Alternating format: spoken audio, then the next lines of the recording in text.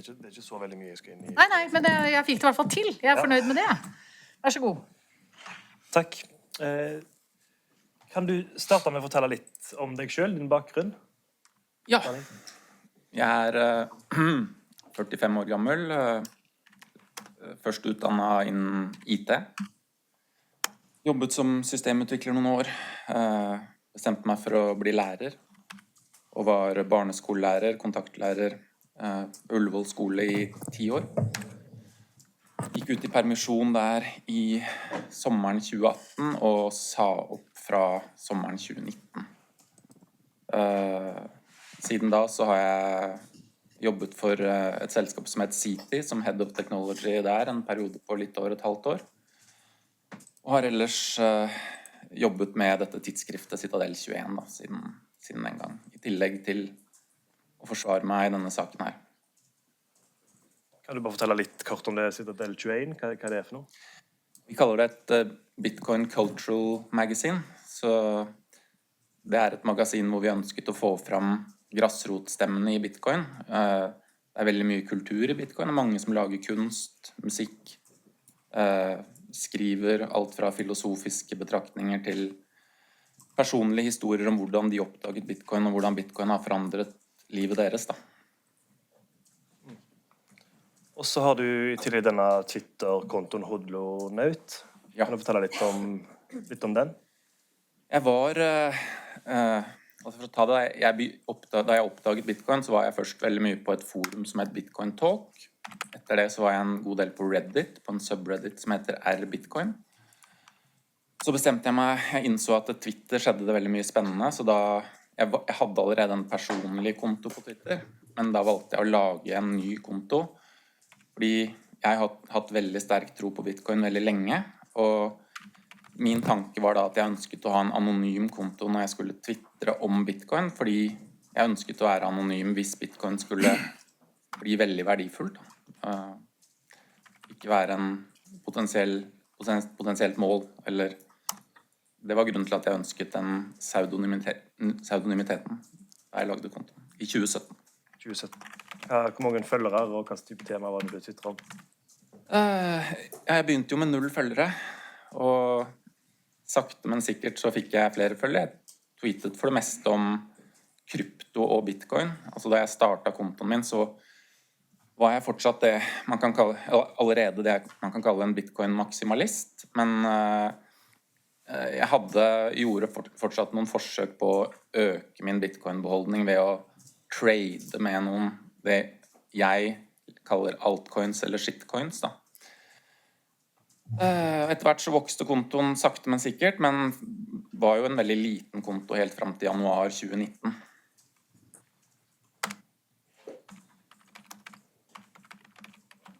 Før vi går inn på januar 2019, kan du bare kanskje fortelle litt generelt om den Bitcoin-interessen, hva tid den startet og hva det bestod i?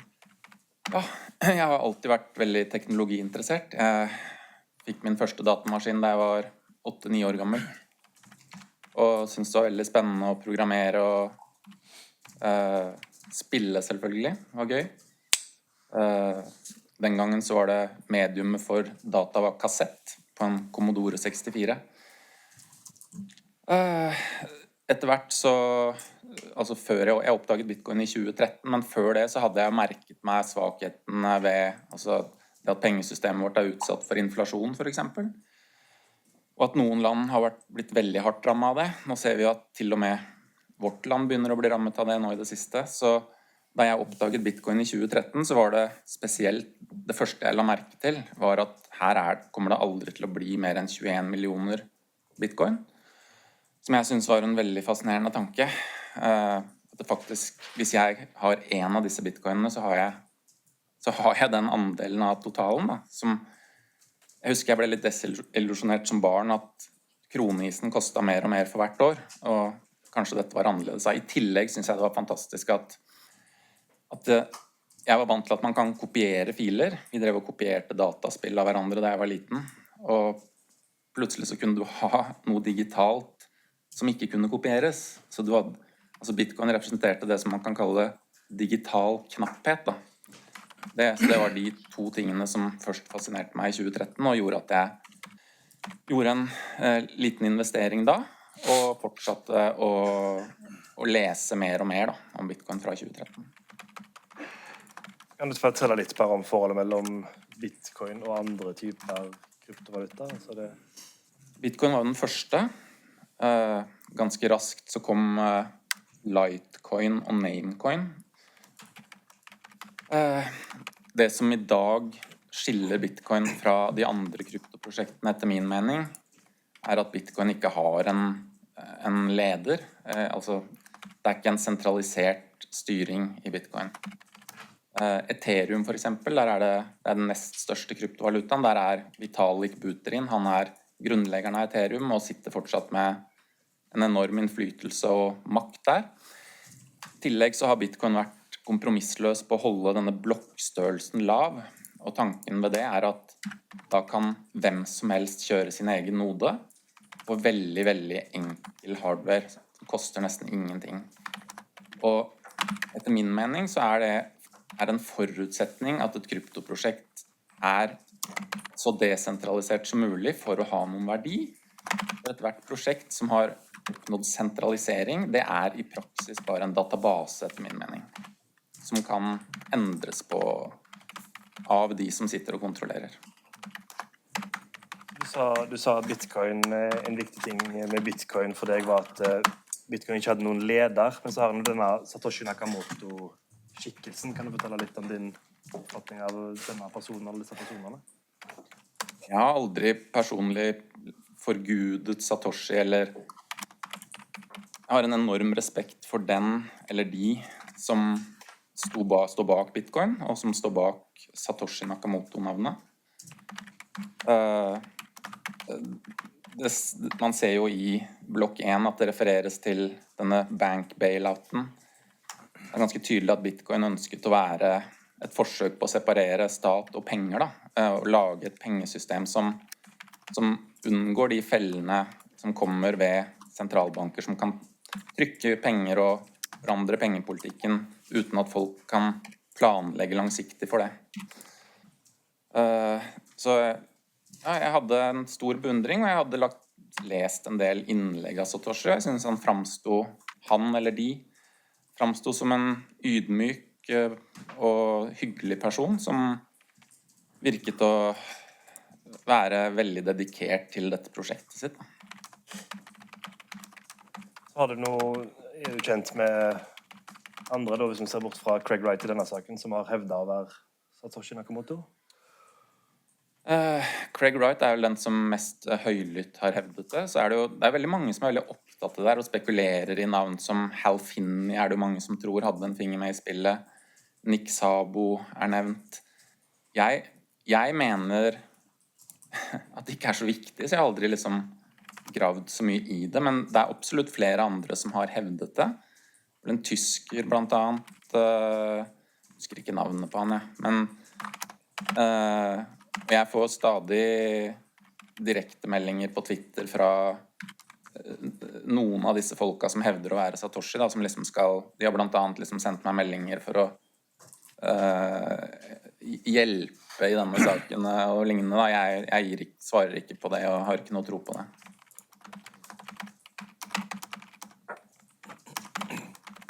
Så hva tid ble du oppmerksom på at Craig Wright var en kandidat for å være Satoshi Nakamoto? Første gangen jeg hørte om Craig Wright, det var i 2015. Det var en konferanse hvor Nick Szabo var, hvor det kom, jeg husker ikke om det ble delt på Reddit eller hvor jeg så det, men plutselig så var da denne Craig Wright på scenen da, sammen med Nick Szabo og et par andre som var autoriteter i Bitcoin-space. Ingen visste hvem Craig Wright var. Det fortsatt uklart hvordan han havnet på det panelet. Men han begynte å krangle med Nick Szabo om noe som heter Turing completeness, som jeg ikke har en full forståelse av her selv en gang. Jeg har ikke lest meg på det. Men jeg merket meg da at han utfordret Nick Szabo på dette her, som jeg synes var veldig rart, en fyr jeg aldri hadde hørt om, som som plutselig begynte å snakke imot en som nyter en enorm respekt i Bitcoin. Da. Og så kom jo disse doxpakkene til Wired og Gizmodo veldig i kort tid etter, da, som ble en stor sak både i Bitcoin-miljøet, fordi her det plutselig en som blir doxet til å være Satoshi Nakamoto. Alle ga jo det. Hva betyr det? Det det samme som skjedde med meg da noen som ønsker å være anonyme, at det blir publisert personalia eller på internett. Da. Ja. Jo, så det at dette liksom ble avslørt i Wired og Gizmodo, da ble jo jeg interessert. Oi, hva dette for noe? Men så gikk det jo bare en dag eller to før det viste seg at disse papirene som Wired og Gizmodo hadde mottatt, det var i all hovedsak tilbakedaterte dokumenter og forfalskninger, da.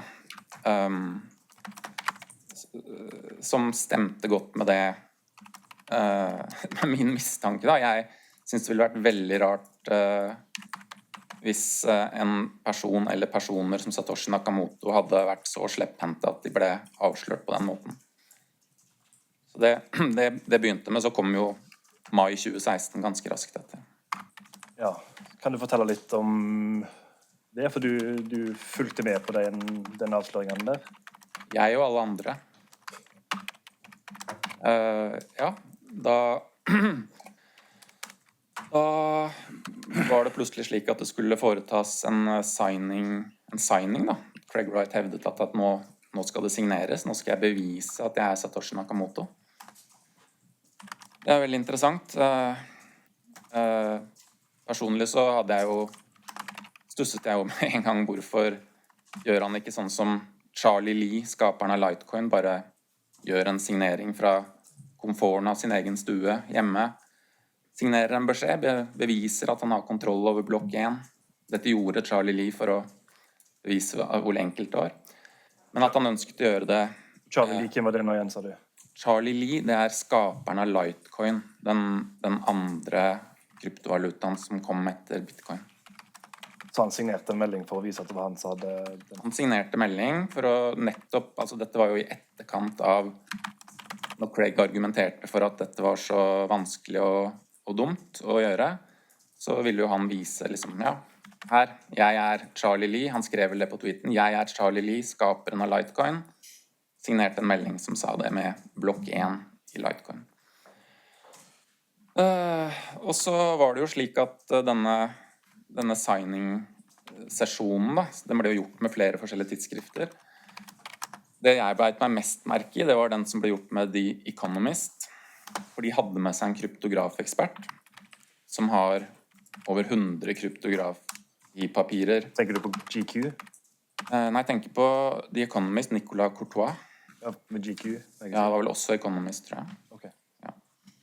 Det var kanskje GQ som også refererte til den sesjonen. Men han underveis i denne signing-sessionen, da, så protesterte han på Craig. Han sa at dette ikke godt nok. Altså eksperten, denne kryptoeksperten som var med? Ja, som hadde blitt tatt inn av mediene for å være en slags ekspert som kan bekrefte hva som skjer, da.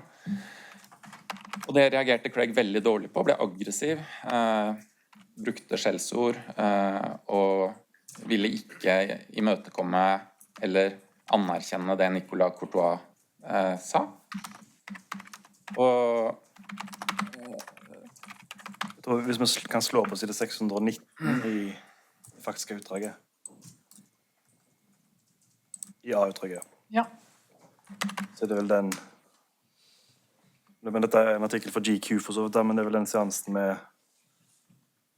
med Courtois som du snakker om. Ja.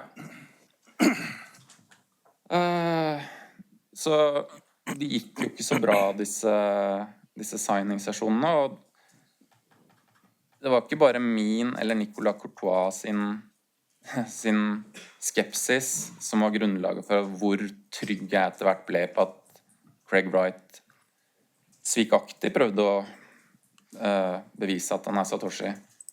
The Guardian hadde en artikkel bare noen dager etterpå, hvor de skrev noe på linje med, altså ordet fraud var brukt da, supposed Bitcoin inventor labeled as fraud, på trykk i The Guardian. Når var det? Husker du det? Når, sånn cirka? Det var 3. mai allerede, eller 4. Altså, vi i starten av mai i 2016. Ja. Ja. Og dette kommer jo på toppen av alt det som foregår på Twitter og Reddit-forumer, hvor det en absolutt og fullstendig konsensus om at Craig Wright en fraud. Og i tiden som følger så blir jo dette uttalt av altså av veldig mange store personer i Bitcoin og krypto. Skaperen av Ethereum, denne Vitalik Buterin. Ethereum i dag verdens nest største kryptovaluta.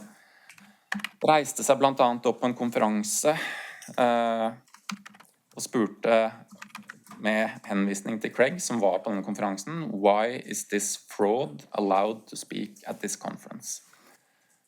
Dette Vitalik Buterin har millioner av følgere på Twitter og ekstremt innflytelsesrik. Og han, Charlie Lee, det samme, tweetet ut i klartekst «Craig Wright is a fraud». Så jeg føler at det var en konsensus, og en konsensus, som Den Charlie Lee-tweeten på 683 i 673 i 673. Jeg må drive litt sånn dobbelt bokholderi her, sånn at når vi slår opp så tar det litt lengre tid. Ja. Denne Charlie Lee også da en person med over 1 million følgere på Twitter, da, som i april 2018 tweeter ut det vi ser på skjermen her, da.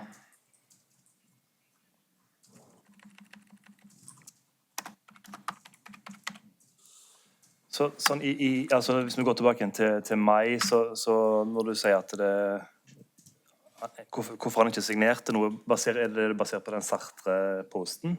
Det det du viser til? Ja, den Sartre-posten som ble publisert i umiddelbar etterkant av disse signingssesjonene, den ble jo debunked, som det heter, altså bevist som hva skal man kalle det, en forfalsket signering, da. Og det var det flere høyt ansette computer scientists og kryptografer som skrev blogginnlegg om og tweetet om. Jeg kan nevne Dan Kaminsky, Robert Graham, som for øvrig hans bloggpost om hvordan denne signeringen var forfalsket, det en av tweetene i denne saken. Det min retweet når jeg skriver «The forensics to why Craig is a fraud». Der går Robert Graham gjennom Robert Graham også en svært kredensialisert kryptograf. Går gjennom Sartre-signeringen skritt for skritt og forklarer hvorfor dette her svikaktig. Så jeg støttet meg, min oppfatning tilbake da, den var jo basert på både min egen forståelse og uttalelsene til store personligheter i spacet som jeg respekterte og fulgte, og på eksperter i kryptografi.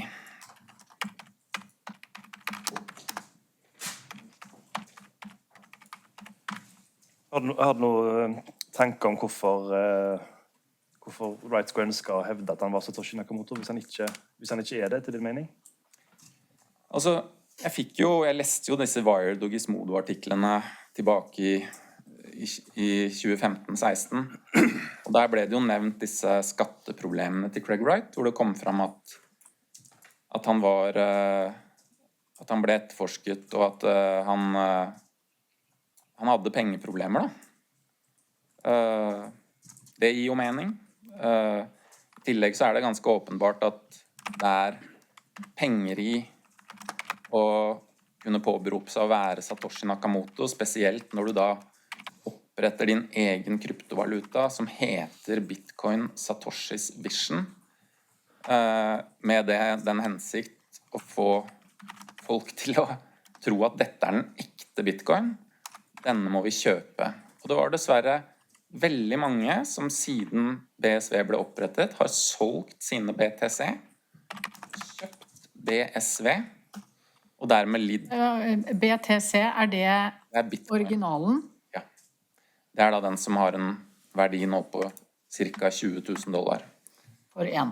Ja, mens BSV har en verdi på ca. $50. Ja. Og BSV har jo tapt seg svært mye i pris mot den BTC, da, som etter min mening den ekte Bitcoin. Og det synes jeg trist, fordi jeg en Bitcoin-entusiast, og det en grunn til at jeg glad i ordet hodl. Jeg har stor tro på at med langsiktighet så kan man komme veldig godt ut av det ved å eie Bitcoin. Så derfor var det veldig provoserende for meg når folk påberoper seg å være noe de ikke og ikke nok med det, forsøker da å få folk til å kjøpe produktet sitt basert på å være denne personen.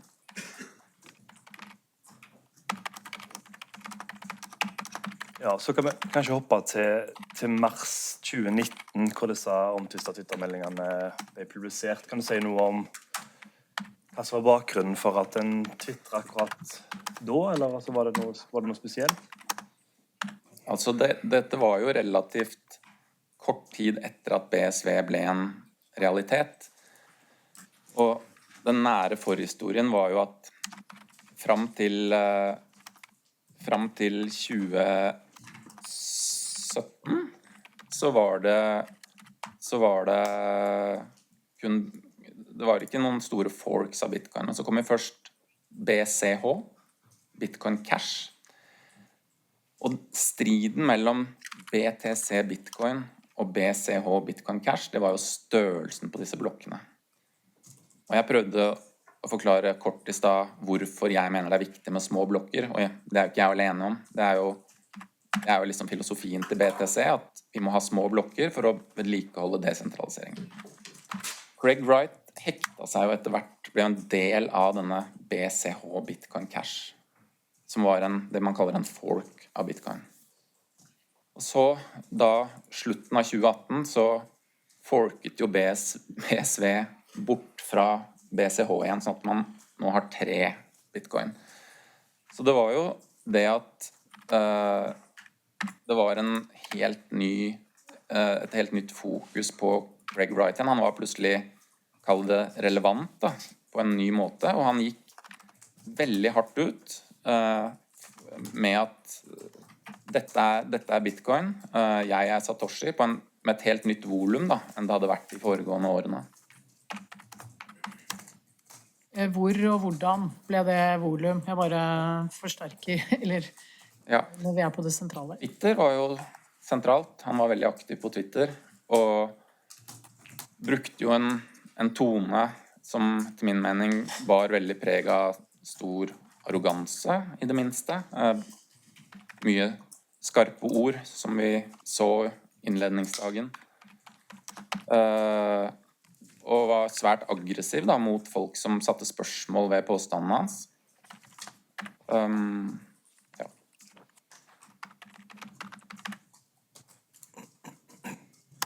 Kan du si litt om hvordan klimaet generelt var? Altså, var det mye diskusjoner rundt Wright og Bitcoin og BSV? Det var en forargelse i kryptomiljøet over påstandene til Craig. Det ble brukt altså, folk mente han var en fraud, og en fraud. Dermed ble ordet fraud brukt. Måten han hevdet det på, var det også mange, meg inkludert, som mente var skamløst på en måte. Også det at han benyttet døde personer i forklaringene sine og bevisene sine. som gjorde at det var mange tøffe karakteristikker av Craig Wright på Twitter. Jeg kan nevne en konto som heter Dan Darkpill, en innflytelsesrik konto på Twitter. Han hadde en tweet den 17. mars 2019 hvor han spurte Is Craig Wright answer this tweet, is Craig Wright is a fraud or Craig Wright is not a fraud? Den tweeten fikk 1100 replies, over 1000 likes, retweetet hundrevis av ganger, og den overveldende majoriteten av svarene var Craig Wright is a fraud på alle mulige forskjellige måter. Så det var mye oppmerksomhet rundt hva han hevdet, og det var mye forargelse rundt det. De aller fleste tenkte vel også sånn at dette for dumt. Dette må jo, alle vet jo hva som sannheten her. Men slik ble det ikke. Hvorfor det sånn, tror du, at en ikke stolte på det som Andreessen og eller Metonis hadde sett i sin tid?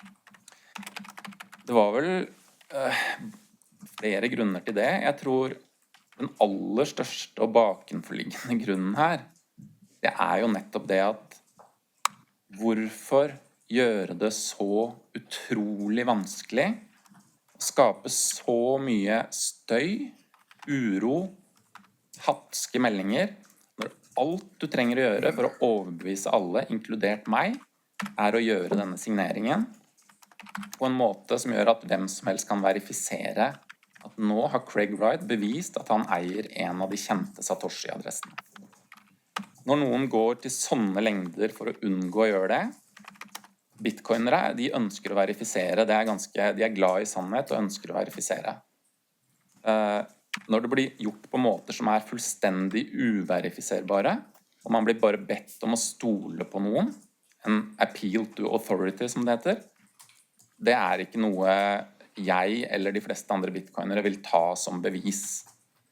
Så det nok hovedsaken. Så kan man legge til at både Andreessen og Matonis av forskjellige grunner, mye det at de var med på denne big block-siden i denne borgerkrigen til bitcoin i 2017. Så det var allerede noe mistro til, hva skal vi si, ærligheten eller troverdigheten til dem da, blant meg og alle de andre som mener at BTC bitcoin. Noe som for øvrig fullstendig ubestridt i hele bitcoin-spacet. Altså, det ingen industrielle aktører i krypto som mener at BSV, bortsett fra da i BSV-økosystemet da, som eies i stor grad av Calvin Ayre og folk rundt han. Du kjent med, har Matonis hatt noe tilknytning til det økosystemet?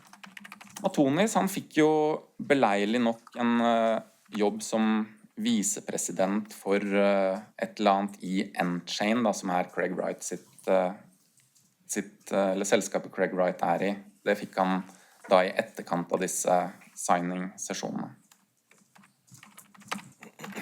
Og så ble det gjort et poeng i går av at hverken Andreessen eller Matonis har på en måte trukket tilbake støtten. Har du noen kommentarer til det? Nei, de har ikke slettet de originale blogginnleggene sine, men de har jo i høy grad modifisert sine initielle utsagn. Andreessen åpner opp for muligheten for at han ble bamboozled, som han kaller det. Bamboozled, det har jo nesten blitt en liten sånn meme i krypto etter det. Innebærer at man har blitt lurt på en dum måte. Men nei, de har ikke offentlig trukket uttalelsene sine fullstendig. Det har de ikke. Er du kjent med at de har gått ut og stått ved de? Nei. Jeg har personlig Matonis har jo en Twitter-konto. Og etter at denne saken her begynte, så jeg så jo veldig tidlig at Craig Wright lente seg mye på disse initielle bekreftelsene til Matonis og Andreessen. Så siden Matonis var på Twitter, så svarte jeg på en av tweetene hans, jeg tror det var i 2020, og spurte om han fortsatt sto ved, eller kunne bekrefte da, at Craig Wright Satoshi, og gjorde han oppmerksom på at nå dette går jo utover folk, at dette blir brukt som et bevis. Det endte med at jeg ble blokkert av Matonis. Han svarte ikke på mine spørsmål på Twitter.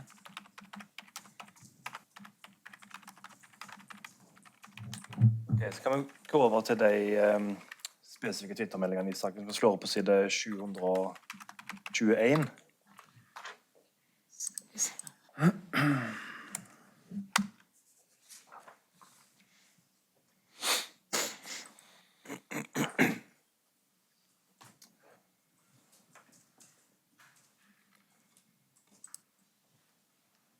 Jeg lurer på om den første må vi lese et annet sted, for den ikke helt fullstendig. Den i tilleggsutdraget. Nei, i B-utdraget.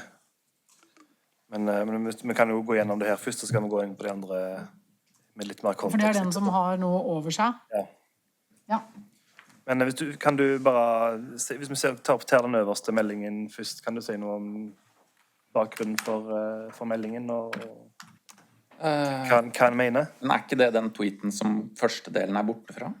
Jo. Da slår vi opp på den, så er det komplett. Og det i B-utdraget? Ja, 415. Får vi håpe dette ikke krasjer. 415. Ja.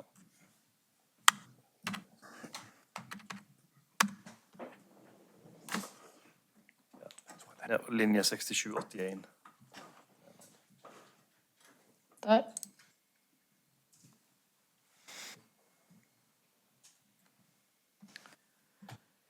Ja, skal jeg kommentere? Ja. Ja, da refererer jeg til 2 nettsteder, coingeek.com. CoinGeek er jo BSV, det jeg anser som BSV-propagandister da. Det vel, så vidt jeg vet, eid av Calvin Ayre. Det var også det nettstedet som la ut en dusør på min identitet. Bitcoin.com, det eid av Roger Ver, som hva skal jeg si, lederen, eller en av lederne i Bitcoin Cash, BCH. Felles for de nettstedene, eller CoinGeek.com, har jo en gjennomgående tråd at BSV Bitcoin. Bitcoin.com hadde, jeg vet ikke om de har moderert seg, men de hadde i hvert fall på den tiden en linje om at BCH Bitcoin. Det var en periode mulig å kjøpe Bitcoin på bitcoin.com, og da var det mange som påpekte at her blir jo folk lurt til å tro at de kjøper Bitcoin og ender opp med Bitcoin Cash. Så min kommentar a lot of damage is still being done, det gikk på at jeg var provosert over at disse nettstedene fortsatt fikk lov til å, etter min mening, lure folk da. Og så kommer jeg jo med karakteristikker av Roger Ver, Fake Toshi, som da refererer til Craig Wright, og Calvin Ayre. Og alle som med på å få dette til å skje da.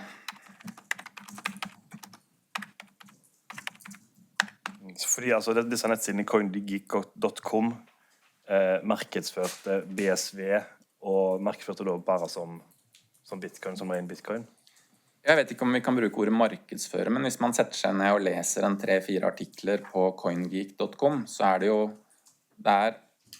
gjennomgangsmelodien, og det meste handler om, det jo å rakke ned på BTC og alle som støtter BTC. Det veldig mye konspirasjonsteorier om hvordan alle imot BSV, og rare forklaringer på ting Craig Wright har blitt avslørt for, og lignende. Så det kommer veldig godt fram for lesere av CoinGeek.com at de som i følgerskaren, de de tror jo da at BSV Bitcoin, og CoinGeek.com en stor del av det apparatet som får den informasjonen ut da.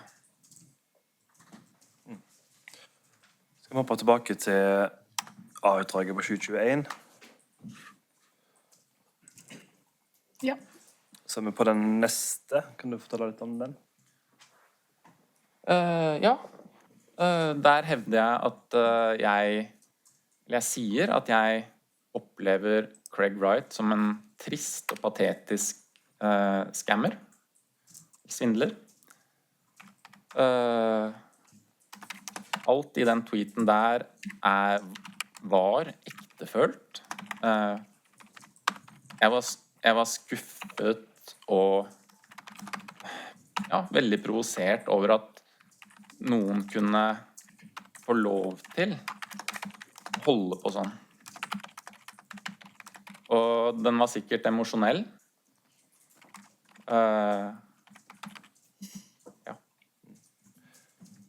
Så dette clearly mentally ill, altså hva refererer du til der? Det var det at hvordan noen kan så skamløst over så lang tid, så gjennomgående, hevde noe som stadig blir beviselig tilbakebevist da. Og fortsetter å hevde at det ingen vits i å signere. Han har hevdet hele tiden å ha så mye bevis som han bare gledet seg til å vise frem i en rettssal. Så det handler om framgangsmåten hans og maneren hans og hvordan han oppførte seg, rett og slett. Var det noe henvisning til at han hadde en autismediagnose? Jeg visste ikke at han hadde en autismediagnose da.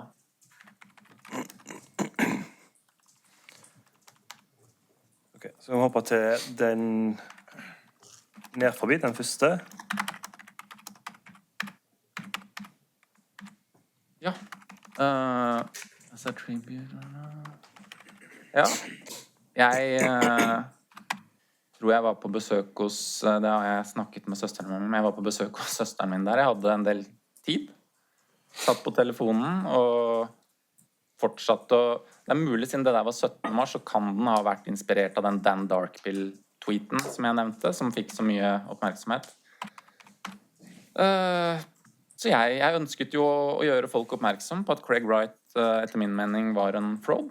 Etter min sterke overbevisning. Det der med den hashtaggen humor. Humor på bekostning av Craig Wright. Jeg mente at dette har jo gått alt for langt. Jeg trodde alle dette kapitlet var avsluttet i 2016. At det skulle være mulig å komme fram igjen etter det som skjedde i 2016 og nok en gang påberope seg å være Satoshi. Med den tonen, det provoserte meg, så ja. Så den under der, det er vel ikke hverken... Hva mener du med det under der? Altså den avsnittet under. Altså nummer 2, this space? Riktig. Ja. Det er vel ikke Wright nevnt, men kan du fortelle litt om det kanskje likevel? Ja. Altså, det kommer jo godt fram i dette magasinet jeg med på å gi ut, der jeg har møtt så fantastisk mange flotte mennesker i Bitcoin, fått mange veldig gode venner. Det er veldig mange mennesker her som jeg beundrer veldig og ser opp til. Og så det er jo en referanse til at når jeg sier this space, så tenker jeg jo da på kryptospacet.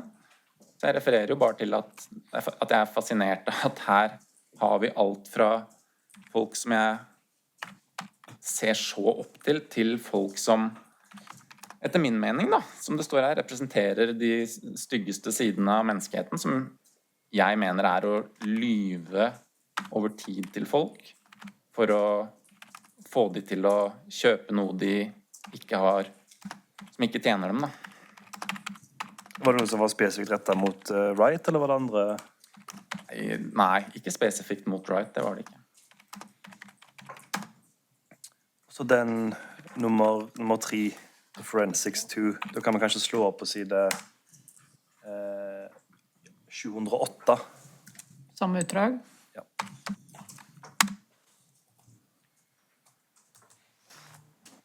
Ja. Ja, det jo en veldig enkel tweet. Forensics, hva nå det norske ordet for det? Teknisk forklart. Forklaring på hvordan Craig Wright prøvde å bevise at han Satoshi. Så skriver jeg jo da enabled by Gavin Andresen, basert på da at Gavin Andresen var med på denne signeringen og lagde denne bloggposten da. Og så retweetet jeg denne Robert Graham, som en computer scientist, som skrev denne bloggposten, som forklarte da hvordan denne Sartre-signeringen var svikaktig da. Så bare forklare skyld, altså det ble vel sagt i innledningsforedraget i går at dette var ikke noe nytt, men den Twitter-meldingen som du retweetet, hva tid var den fra? Skal vi se, dette var i 2019. Det står vel der, den var jo da fra mai 2016, ser det ut som da. Og den bloggposten? Ja, den skrev han relativt raskt etter denne Sartre-signeringen. Men det et svar på en Twitter-melding fra Rob Graham, det ikke det? Ja, tenker du nå på Wake Dog der, eller?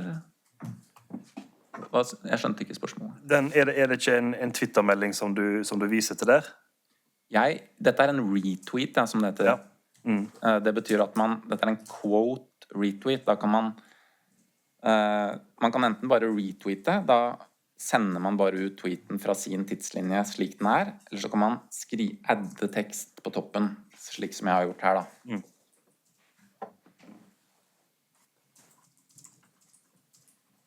Men når var vi enige om at den var fra? Den Twitter-meldingen? Altså, ikke Hodlonauts Twitter-melding, men Grahams Twitter. Jo, den meldingen der til Graham, den fra en av dagene før min tweet. Bloggposten som i tweeten hans, den fra 2016. Men som du ser, han skriver der, I mentioned this because he's trending in my timeline right now. For det var veldig mye prat om Craig Wright en fraud på Twitter i den tiden der. Så derfor ønsket han da å minne folk på det, at se her, jeg har, og her forklaringen da, på hvorfor Sartre-signeringen var svikaktig. Jeg skjønner det. Bloggposten gammel, men Grahams tweet relativt ny, så du retweeter den relativt kort tid etter at den har vært på Twitter. Korrekt. Ja, så klarer du å huske hva det var han skrev I mentioned this because he's trending in my timeline right now because he threat. Jeg tror det var fordi at Craig Wright var i gang med å true med å saksøke folk som hevdet at han ikke var Satoshi. Det var jo derfor denne Dark Pill-tweeten også fikk så veldig engasjement, da, for man kan jo tenke seg hvor provoserende det for folk som for det første ser opp til Satoshi og motstandere av at folk blir lurt. Og så det noen som sier de Satoshi, men ikke nok med det, de skal saksøke folk som sier at de ikke Satoshi. Så det skapte mye sinne.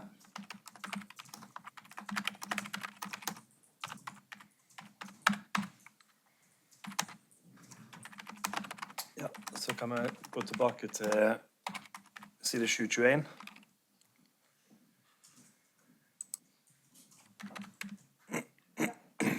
Og så har en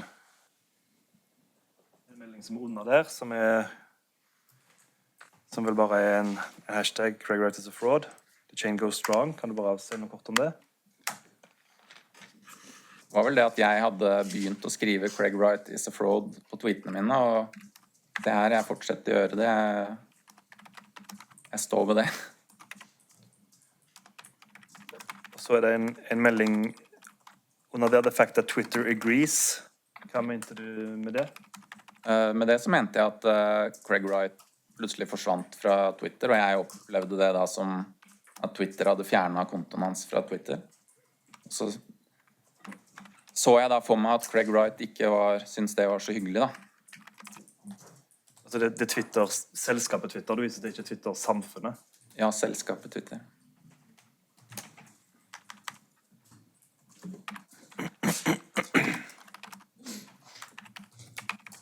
Og så det den siste som helt nederst. Nei, de to siste. Kan du forklare litt om det? Jeg går an å scrolle, så jeg kan... Det skal jeg gjøre. Oi. Sånn.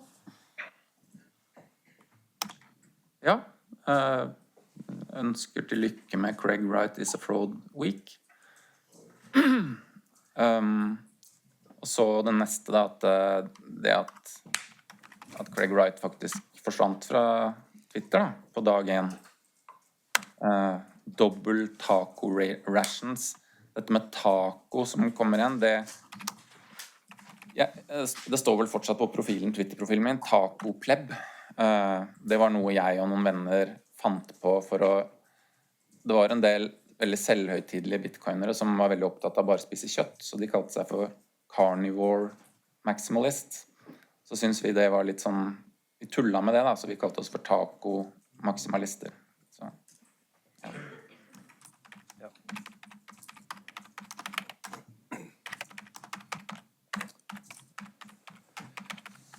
Kan du si noe om hvor stor effekt du opplevde at disse meldingene hadde? Altså, disse tweetene, de skjedde jo mens jeg holdt på med denne lightning torch-greia. Den startet i januar. Det eksperimentet med... Ja, 2019. Ja. Og det ble veldig raskt en sånn slags midlertidig fulltidsjobb. Det å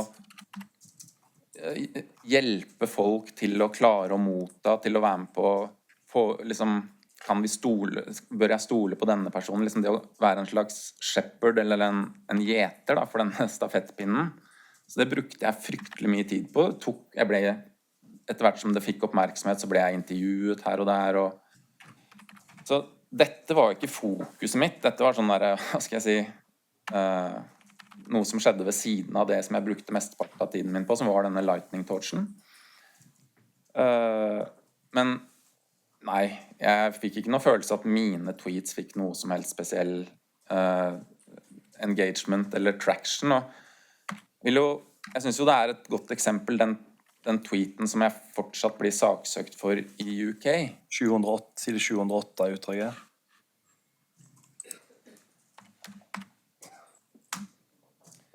Der kan vi jo se, det et skjermbilde som tatt den 28.3., altså 11 dager etter at jeg tweetet.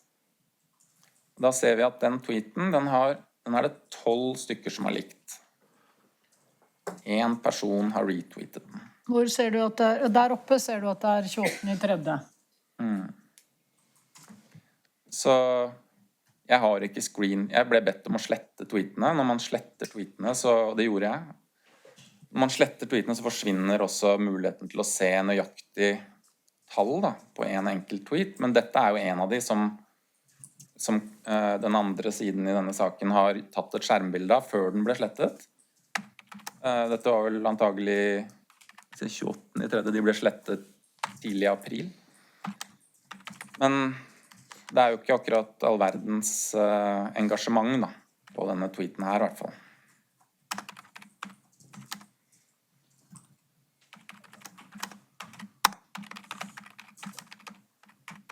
Så var det noe snakk om i innledningsforedraget i går, men da vi dessverre i T-utdraget.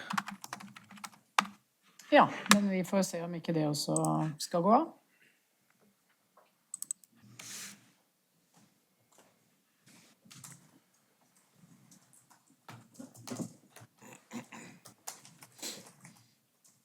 Her kom den. Side 62. Så dette med toxic. Kan du fortelle litt hva han mener med det, og hva det betyr? Ja, det kan jeg. Bitcoinere, eller de som kaller seg for bitcoin-maksimalister da.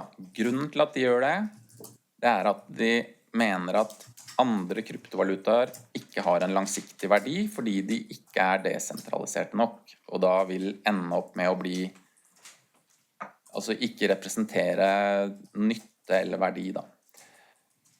Det førte til da, at det har vært en ganske sånn, hva skal jeg si, kranglete tone mellom bitcoinere og andre kryptoprosjekter. Da begynte andre å kalle bitcoinerne som sa ifra da, og det kunne være rett og slett ting som var svindel da, og endte opp med å bli avslørt som svindel. Men de sa veldig ifra, de var vokale. Det ble da labeled som toxic. Hvem de, altså maksimalistene som støtter bitcoin, eller de andre? I den krangelen? Altså tilhengere av andre kryptovalutaer da. Ja. Og bitcoinere, dere er typisk bitcoinere, dere er så toxic, dere har ikke noe åpenhet, eller hva skal jeg si, dere er ikke interessert i prosjektene våre. Og det har jo vært en sånn, det var det faktisk en i kongressen i USA som gjentok, for det er holdningen til bitcoin-maksimalister, det er jo, du har bitcoin, og så har du shitcoins. Men i stedet for å bli sure og sinte for å bli kalt for toxic, da, så tok vi bitcoinere til oss det som en slags badge of honor på engelsk, fordi vi sier ifra, og fordi vi ikke er med på meningsløse kompromisser rundt hva som er vitsen med å holde på med krypto. Da. Og det skrev jeg for øvrig en artikkel om i Citadel 21, hvor jeg faktisk forklarer, det var jo kanskje synd at vi ikke tok med inn her, men jeg har skrevet mer spesifikt om hvordan jeg ser på dette med toxicity, og jeg ser på det som egentlig et synonym for litt sånn brutal ærlighet. Da.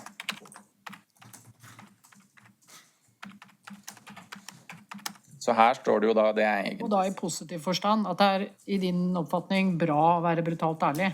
Ja. Og det er jo en ganske utbredt... altså toxic er hva skal jeg si, et veldig kjent ord for alle bitcoinere. Og det blir gjort mye raljert med, og det blir brukt mye da.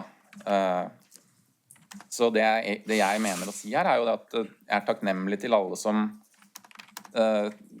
tør eller vil si fra, kalle en spade, og ikke vil inngå alle mulige kompromisser. Det var denne borgerkrigen mot disse som ville at bitcoin skulle ha big blocks i 2017, og hvis alle bare hadde sittet og gjort gode miner til slettspill og ikke vært tydelige da, så hadde, etter min mening, bitcoin blitt et prosjekt som det ikke burde være, da, altså et prosjekt som var mer sentralisert. Så handler dette også litt om at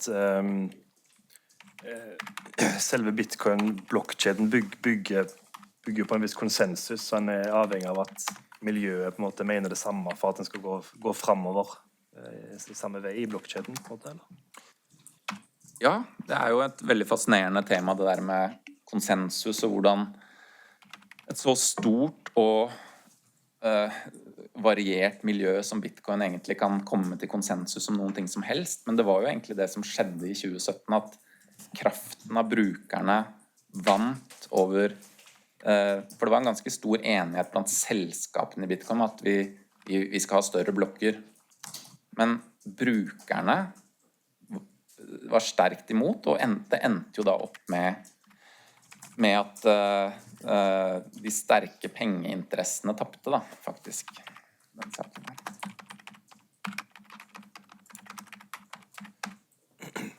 Ok, skal vi hoppe til den tiden når du fikk et sånt kravbrev? Kan du fortelle om det? Ja, det husker jeg veldig godt. Så var inne på Twitter og gikk inn på mine direct message-fane. Først så trodde jeg det var en spøk.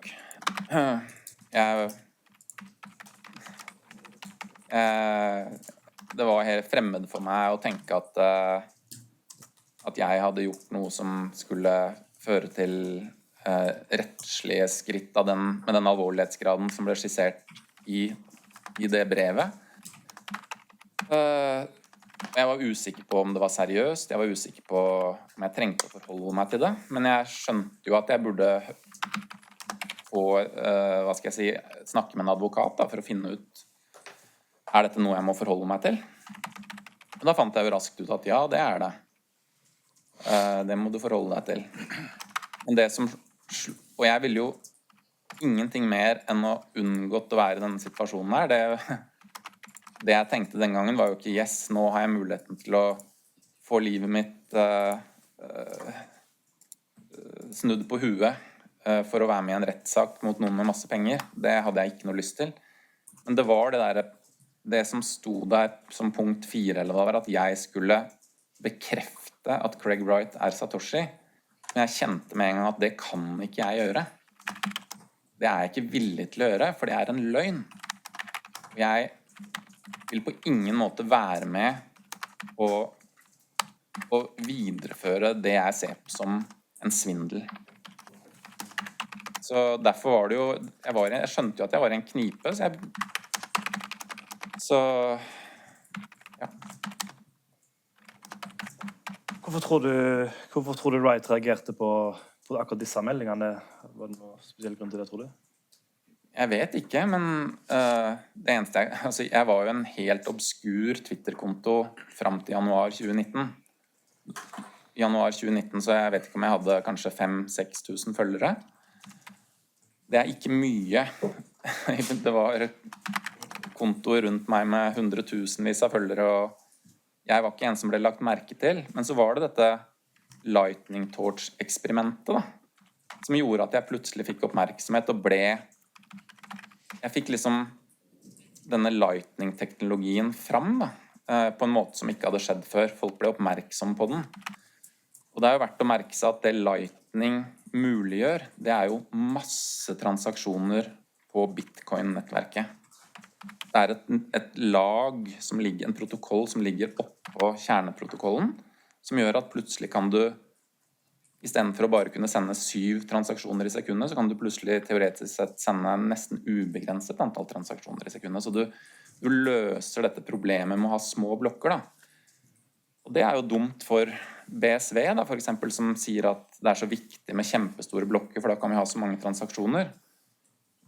Og det at jeg da var blitt en liten sånn kjæledegge akkurat da i Bitcoin-spacet, opplevde jeg at var grunnen da, at da kunne de liksom slå 2 fluer i et smekk, og jeg regner med de antok at jeg var en person som ganske lett kom til å bli med på å bare møte opp i retten da, og si at Craig var Satoshi, og det hadde jo sett kjempefint ut hvis liksom han som nettopp hadde vært forkjemper for Lightning Network snur og begynner å bekrefte at Craig Satoshi og støtter BSV da. Og nå vet ikke jeg hva Calvin Ayre ønsket med å tweete til meg, Magnus, jeg har en løsning på problemen din, og Magnus siste sjanse, som han gjorde. Men det framstår for meg som om de så på meg som et lett mål da, til å få stilnet kritikken mot Craig. Så hva gjorde du da med Twitter-meldingene? Så det som skjedde var jo at jeg etter hvert, eller ganske raskt fikk, siden dette var jo en trussel fra England, så jeg fikk hjelp til å finne representasjon i England, og de rådet meg raskt til å slette meldingene. Det gjorde jeg. Og det da fordi at de tenkte at det ville avslutte saken? Ja, det var jo det de trodde da. At motpart ville tenke at dette jo meldinger som har hatt en svært begrenset. Det en liten konto som vi illustrerte nettopp 12 likes etter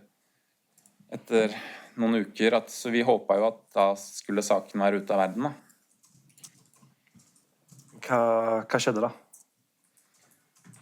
Nei, det som skjedde var jo at vi kom til 11. april. Da våknet jeg opp en dag til at meldinger og alt hadde eksplodert, og jeg innser da at da har det blitt lagt ut en dusør da, på min identitet på denne coingeek.com med et bilde av meg, eller jeg hadde jo ikke lagt ut noe bilde av ansiktet mitt, men det var et bilde hvor armene mine var synlige. Der har jeg noen tatoveringer. Hvor folk da ble oppfordret til å lete etter denne personen med disse tatoveringene. De skrev at jeg hadde tenkt meg til Riga, ba folk om å være på utkikk etter meg der, og sa at de som kan finne ut hvem jeg er, de skal få $5,000 i denne BSV-valutaen da. Det var jo selvfølgelig veldig stressende, og det førte jo til at folk gikk rundt i Oslo og lette etter meg. Det er jo et lite BSV-miljø her i Oslo som gikk rundt og tok bilder og la ut adresser og så videre. Det var en ganske krevende situasjon å stå i plutselig. Var det noen andre ting som skjedde? Ja, det som skjedde videre var jo at altså jeg kontaktet jo i mellomtiden. Jeg fikk jo kontakt med norsk altså Simonsen Vogt Vig også, for å ha en, altså de visste jo ikke hvem jeg var på den tiden. Det var det de nå prøvde å finne ut, men at vi skulle ha en plan for hvis de finner det ut da, og prøve å få dette prøvd i Norge i stedet. Så skjedde jo det at jeg fikk en telefon fra en privat etterforsker som sa at han hadde papirer til meg.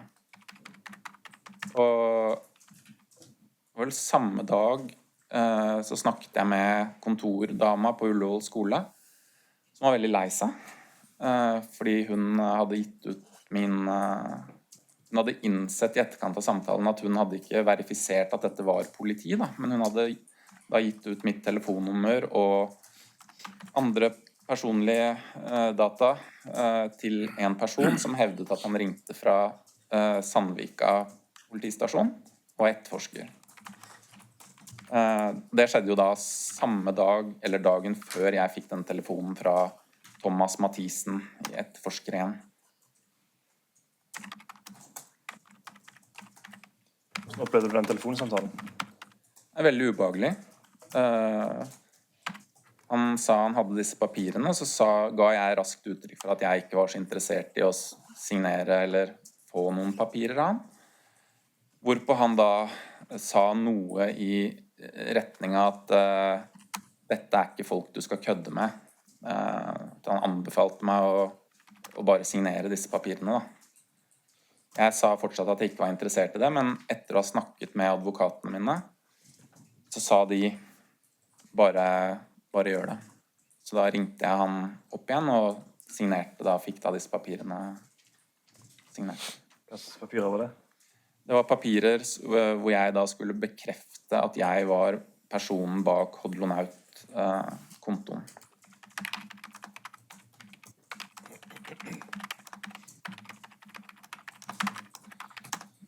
Hvordan har du opplevd den pågangen sånn i ettertid, altså nå opp mot i dag, kan jeg si? Det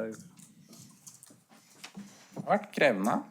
Det er et apparat i dette BSV-økosystemet hvor det er veldig mye penger, og det har blitt skrevet, de har vært veldig ivrige på å få navnet mitt ut ved enhver anledning. Jeg har blitt omtalt veldig injurierende gang på gang, som alt fra kryptotroll til, altså i CoinGeek da, til å være en alkoholisert og barnløs stakkar som går rundt og tigger etter akevitt i jula. Jeg har fått masse dritt fra BSV-tilhengere, både på Twitter og rundt omkring, men jeg vil jo understreke da, at først og fremst så har jeg jo fått en helt overveldende støtte da, fra ikke bare Bitcoin-miljøet, men alle andre kryptofolk også, som det kan man bare logge inn på Twitter i dag for å se hva som er stemningen der ute. Så den støtten er jeg veldig takknemlig for. Jeg har fått veldig mye støtte.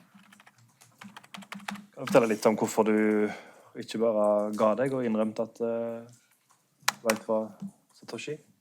Fordi at jeg har ikke hatt noen god måte, jeg har ikke hatt noen mulighet til å gjøre det på noen annen måte enn å si at Craig er Satoshi, og det har, som sagt, det et så stort prinsipp for meg at det kan jeg ikke. Da tar jeg heller alt dette andre. Og i tillegg, nå som tiden har gått, så føler jeg jo at all den støtten jeg har fått og får, gjør at jeg føler at jeg gjør det, at jeg har så mange bak meg, og jeg gjør en veldig nødvendig jobb på vegne av Bitcoin og bitcoinere, slik jeg personlig føler det. Helt til slutt, altså den etterforskeren som kontaktet deg, har du hatt noe kontakt med han i ettertid? Ikke på mitt ønske, men han har sendt meg direktemeldinger på Twitter, hvor han beklager det han gjorde, og sier han støtter meg i denne saken, og at han uttrykker anger på at han tok oppdraget, og omtaler Craig Wright som en nisse, som han ikke har noe særlig til overs for, da. Og I fremdriftsplanen så det satt opp en del mer tid, men jeg ønsker heller å bruke mindre tid på Granat og få mer tid på Wright, som jeg avslutter nå. Men da foreslår jeg at vi tar en kort pause nå, før ordet går videre til den andre siden. Og da skal vi se, 15:15. Jeg tror vi får unna oss 12 minutter da, til 17:55.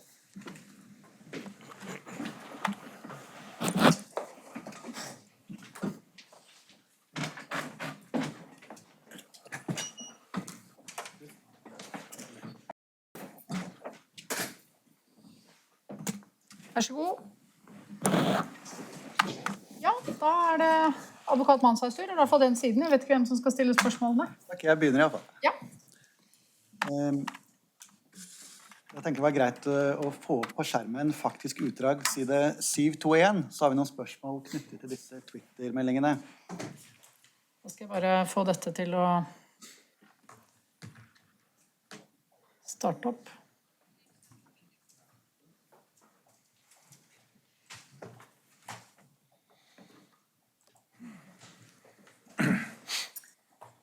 Hvilket utdrag var det du ville ha? A? Utdrag A, side 721. Ja.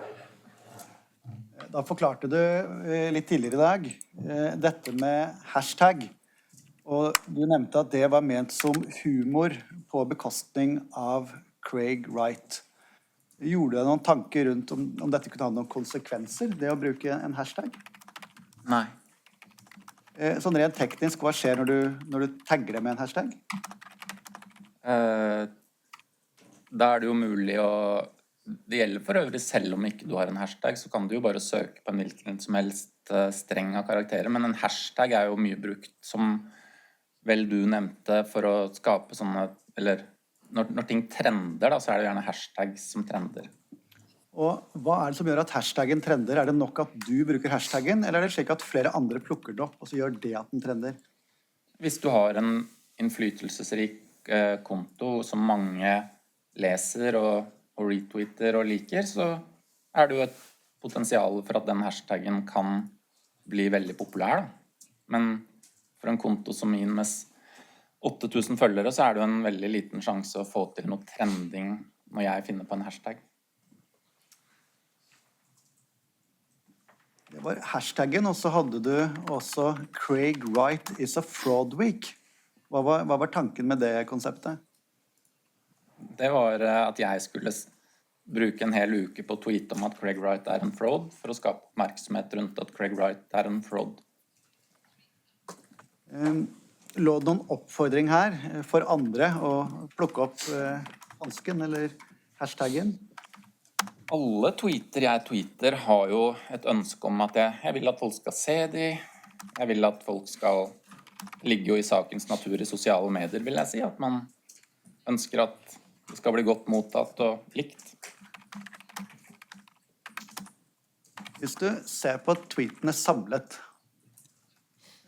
dette en vanlig måte for deg å uttrykke deg på? Dette vanlig dagligtale for deg? Eller dette sterkere uttrykk? Hva tenker du selv? Dette ikke vanlig dagligtale for meg. På ingen måte. Det heller ikke vanlig for meg på Twitter. Noe som jeg personlig synes godt illustrert, at Deres side har brukt år på å gå gjennom min Twitter-historie på over 37 000 tweets, og fant da de tweetene som ble presentert her om dagen. Så nei, dette er ikke en vanlig tone for meg på Twitter, og enda mye mindre enn vanlig tone i hverdagslivet. En saksopplysning med ikke brukt mange år på å gå gjennom Twitter-meldinger hos Graneth, men det kan vi komme til. Kan jeg komme med en kommentar til deg? Ja, vær så god. Ja. Jeg snakket med en journalist i Dagens Næringsliv som fikk en e-post fra Lightning Sharks, som vel til stede her i dag, om at de hadde samlet sammen det de selv kalte for en smear package, en skittpakke på meg, og lurte på om de var interessert. Det var da tweets. Så det har jo tydeligvis foregått en stund. Men mener du at det å gjenfinne i saken her? At det som er lagt frem i denne saken en drittpakke mot deg? Nei, nå snakker jeg om noe som et faktisk hendelse som jeg har opplevd. Ok, jeg forstod deg slik at vi skal henvise til materiale i saken, for det er det jeg forholder meg til. Men når du først har disse meldingene, som du erkjenner nok så sterk kost, har du noen kontroll på hvordan dette spres videre? Nei, som alt annet på internett så har man ikke det. Du sa da det 37 000 tweets. Det er et ganske stort antall. Du sa at dette var noe som avvek fra standarden. Gjorde deg noen refleksjoner i forhold til sterk kost rettet mot en konkret person? Tenkte du litt rundt hva konsekvensen her kunne bli? Jeg følte jeg brukte samme tone som Craig Wright selv brukte på Twitter. Han var jo ganske frittalende med å kalle folk for frauds. Jeg føler at det jeg gjorde med mine tweets var jeg ønsket at flest mulig skulle bli oppmerksom på det, sånn at de ikke endte opp med å kjøpe en bitcoin som ikke er bitcoin. Hadde du forut for dette hatt noen direkte kontakt med Craig Wright? Hadde dere diskutert noe direkte på Twitter eller andre forumer? Nei.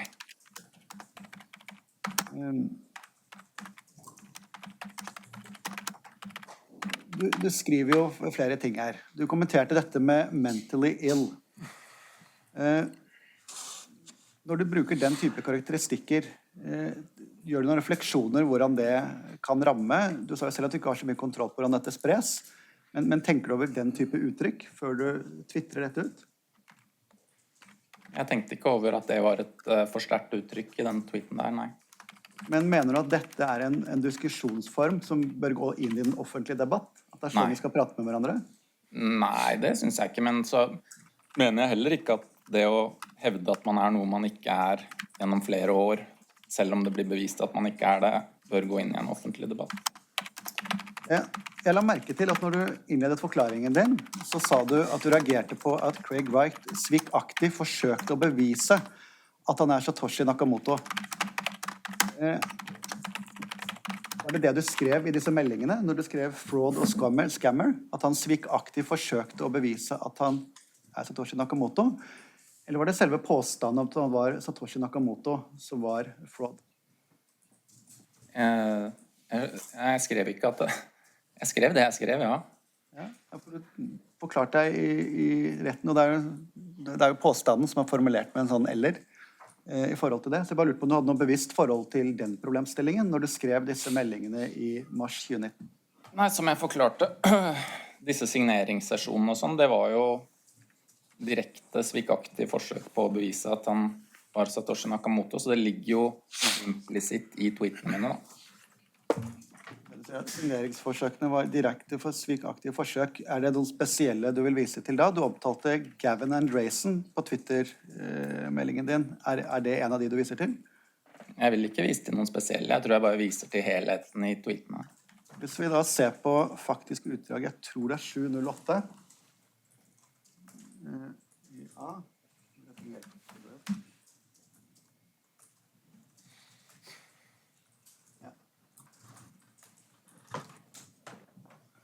Her skriver du, the forensics to Craig Wright's first attempt to fraudulently prove his Satoshi enabled by Gavin Andresen never forget. Craig Wright is a fraud. Den bloggposten som er der, leste du den når den kom ut i mai 2016? Ja, det tror jeg bestemt at jeg gjorde, ja. Leste du Sartre-meldingen som bloggposten kommenterer? Det tror jeg også bestemt jeg gjorde, ja. Står det i den Sitereposten hos det at Craig Wright fører der bevis for at han Satoshi Nakamoto? At det et kryptografisk bevis, og at han bruker nøkler, og nå gjør jeg det? Nei, det gjør det ikke, men for meg og alle andre i community, så tatt i betraktning at dette var umiddelbart etter disse sesjonene hvor han angivelig skal ha bevist det, så var det implisitt for meg. Men implisitt, står det noe sted i Sitereposten at dette et bevis på at det Satoshi Nakamoto? Nei, som jeg nettopp sa, det gjør det ikke. Og så sa du at Gavin Andresen, han sier at han bamboozled, og det blitt en meme. Hva en meme? En meme et internettfenomen hvor et ord eller et bilde blir så populært, eller at det betyr noe mer enn bare ordet i seg selv, eller det antar en slik at det kan brukes sånn som... Jeg hadde ikke hørt ordet bamboozled, men etter dette, for meg, så ble det et ord for å ha blitt lurt på en dum måte, da. Og jeg så mange tweets som brukte ordet bamboozled i tiden etter dette. Du sa at Gavin Andresen sa han var bamboozled, men hva var det Gavin Andresen mente han var blitt bamboozled med, eller på hvilken måte, vet du det? Nei, det vet jeg ikke. Hvis vi slår opp i faktisk utdrag B, og side 38-34. Skal vi se. B 38-34. Da vi inne i... Vent, jeg må skru opp. Jeg må få det opp her også.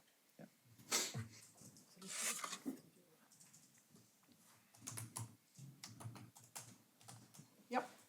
Hvis vi kan scrolle litt ned. Så...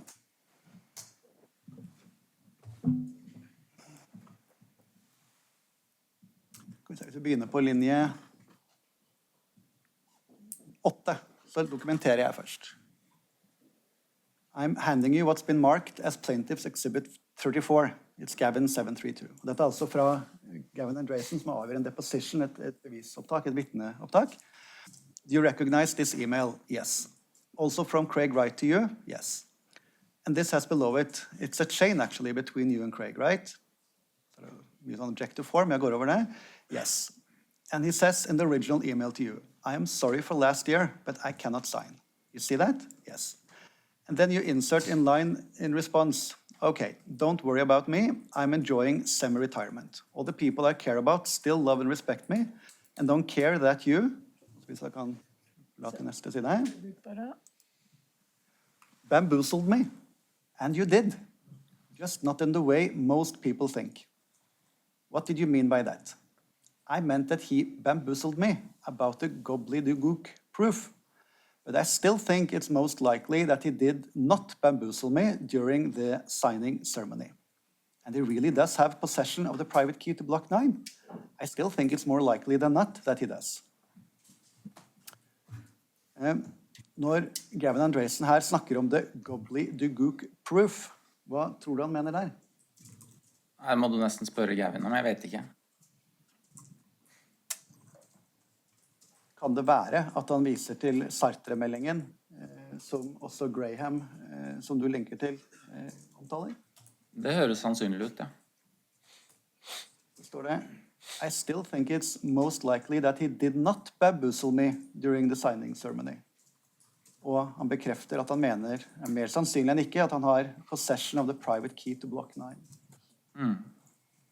Ja. Så hva det du mener at Gavin Andresen har blitt bamboozled med? Han sier jo selv der at han sier jo ikke at han overbevist på noe som helst måte. Han snakker om more likely than not. Det jo ikke noe som naturlig å si etter at du har blitt vist et kryptografisk bevis. Hvis jeg ser en signering med en private key, så sier jeg ikke at med more likely than not så var det en signering. Da sier jeg jo at 100% sikkert, så var jo dette, altså, hvis jeg har verifisert den da. Du har jo hørt forklaringen fra Gavin Andresen lest opp. Dette kryptografiske beviset, var det eneste han la til grunn i sin vurdering? Nei, det var det ikke.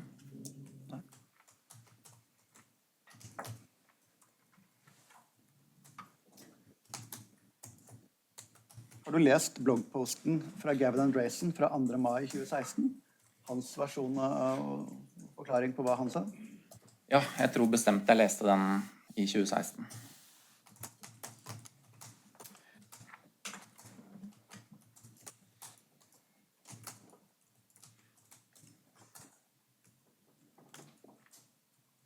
Hvis vi går i tilleggsutdraget, side 67.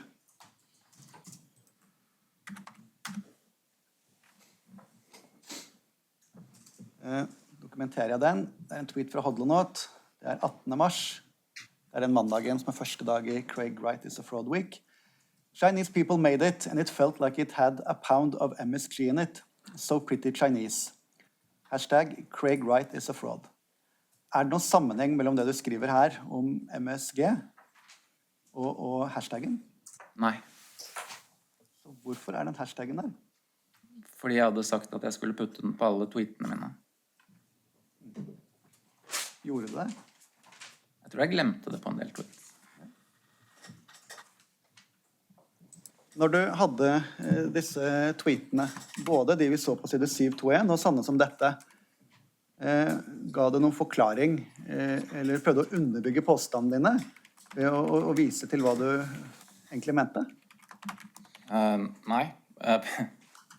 Jeg var en del av massivt kor av folk som ønsket oppmerksomhet rundt det her. Bevisene var publisert i Guardian og diverse bloggposter av dataeksperter men bortsett fra den tweeten som vi snakket om hvor jeg viser til blogginnlegget til Graham, så gjorde jeg ikke noe forsøk på å gå gjennom grunnlaget mitt for å tro at Craig Wright var en fraud. Nei, jeg hevdet det som en sannhet, fordi det var konsensus om det i mitt miljø. Som da bitcoinerne på Bitcoin-Twitter. Hva sa du? Ditt miljø som De som liker BTC, da, eller som tror at BTC bitcoin.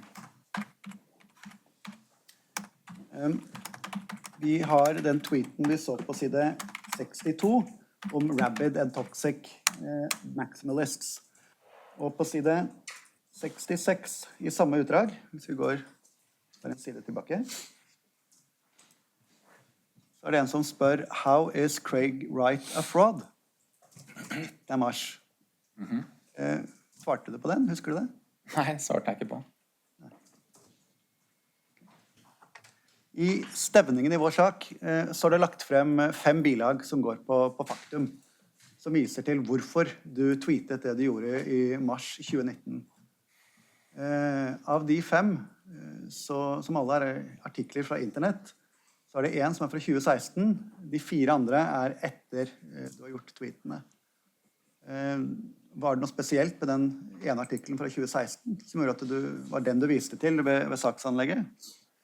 Altså, den saken ble vel anlagt i hui og hast. Som jeg har forklart tidligere, så var jeg jo intimt bevisst på det som skjedde i 2015 og på 2016. Som rapportert av Guardian, Wired, Gizmodo og så videre.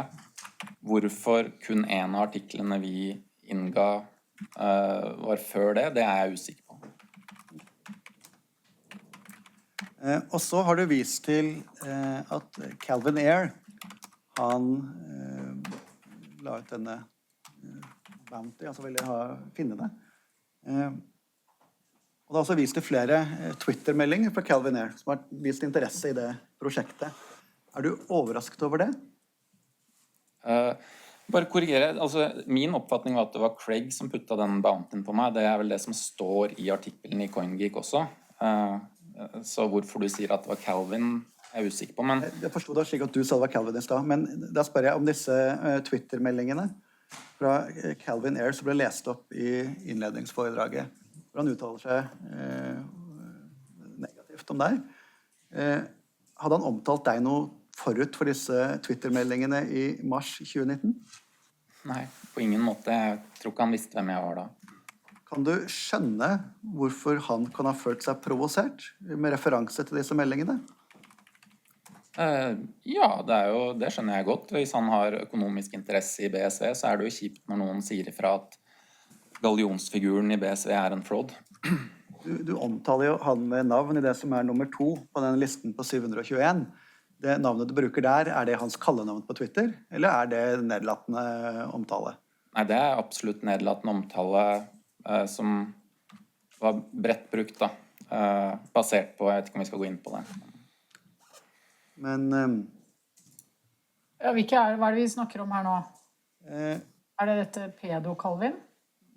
Ja, unnskyld, øverste meldingen så står det trash like Roger, Faketoshi, pedo-Calvin and older enabling scum. Ja. Ja, jeg ble jo truet i den saken i CoinGeek om at han kom kanskje til å saksøke meg for den, og det skjedde ikke, heldigvis. Det jo... Men bare stille et spørsmål. Det var jo meldinger fra Calvin Ayre på Twitter, som du nevnte i sted, med Magnus, et eller annet med «Can you contact me? Send a private message», altså «last chance». Fulgte du opp det på noen måte? Nei, på ingen måte. Da ville jeg jo gått bort fra anonymiteten min, og jeg ble ikke kommunisert noen andre krav til meg enn det som ble gjort klart i det initielle brevet, at jeg måtte møte opp i retten og bekrefte at Craig Satoshi.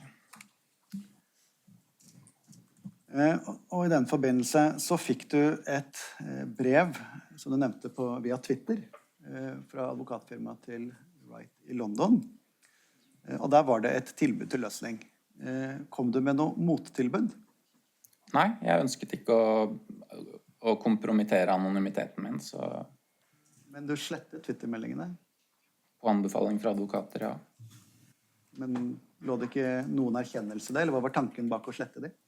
Det å slette en melding ikke det samme som å lyve for meg selv og si at noe jeg ikke tror sant, sant. Jeg ønsket bare å komme meg ut av saken. Du nevnte at språkbruken din var sterk. Du gjorde ikke noen refleksjoner rundt formen på det du gikk ut med? Nei, jeg følte ikke at språkbruken min var sterkere enn Craig Wrights egen språkbruk på Twitter, så det var et klima der som jeg var en del av. Du har nevnt at flere andre har kalt Craig Wright det ene og det andre. I hvilken grad føler du det frigjør deg? Kan du vise til det, og så det greit, eller må du gjøre en selvstendig vurdering når du twittrer, når du går ut med sånne utsagn? Personlig så forholder jeg meg til hva jeg overbevist om at det sannhet når jeg kommer med utsagn, så det vel egentlig det som viktigst for meg. Jeg var inne på det med å bruke spisse formuleringer. Det virker som du bruker det bevisst for å få oppmerksomhet. Det en del av strategien din på Twitter? Jeg har ingen bevisst strategi på Twitter. Jeg tror mitt språk på Twitter for de som kjenner meg vil si at jeg ganske gjenkjennelig, altså bortsett fra de karakteristikkene, men altså hvordan fargerikt språk... Jeg har ikke noe... Jeg tror jeg meg selv. Speaking my mind står det vel på Twitter-bioen min. Det vel kanskje det jeg forsøker på da. Å være litt usensurert og si det som det Jeg tenkte jeg skulle dokumentere noe da, og så stille jeg noen spørsmål rundt det. Hvis retten blar opp på tilleggsutdraget på side 69. Vi nå i samlingen med Hodlonaut tweeter? Ja. Ja, 69. Tilleggsutdraget 60. Ja. Der det en melding fra mars, altså 22. mars 2020. Disse går på et litt annet tema. Jeg skjønner at dette går på vaksinespørsmål. Jeg bare dokumenterer noen punkter her. Så først på side 69. Shout out to all of you who are still capable of being rational in the midst of this mess. Questioning bad data and straight-up fascist removal of civil liberties is already drawing the vitriol of those who have succumbed to the fear rhetoric. Stay strong. Ja, så diskusjoner rundt det. Og så på side 72 i samme utdrag. I 15. september 2021, question to those who have chosen to or got coerced into taking the vaccine. How many booster shots are you willing to take? Is there a limit? Så det en som svarer as many as are necessary, og så svarer hold or not. Am I an anti-vax nutcase for choosing to not get this vaccine determined by my own understanding? Diskusjon rundt det. Og så på side 74. Vaccine pushers are dangerous extremists enough. Så tar jeg videre til 79. Robert Malone is more qualified. 79. Ja. Robert Malone is more qualified than pretty much anyone on the planet to talk about mRNA vaccines. And unlike those trying to discredit him, he has no conflicts of interest or monetary incentives. He is a principled and brave man speaking up against a narrative.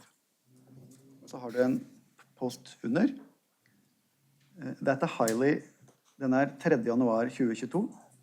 That a highly qualified individual dares to challenge the narratives that has led us to the current dark place triggers Peter McCormack so much he has to make 3 tweets to discredit him in less than 24 hours. Raises many questions and red flags for me.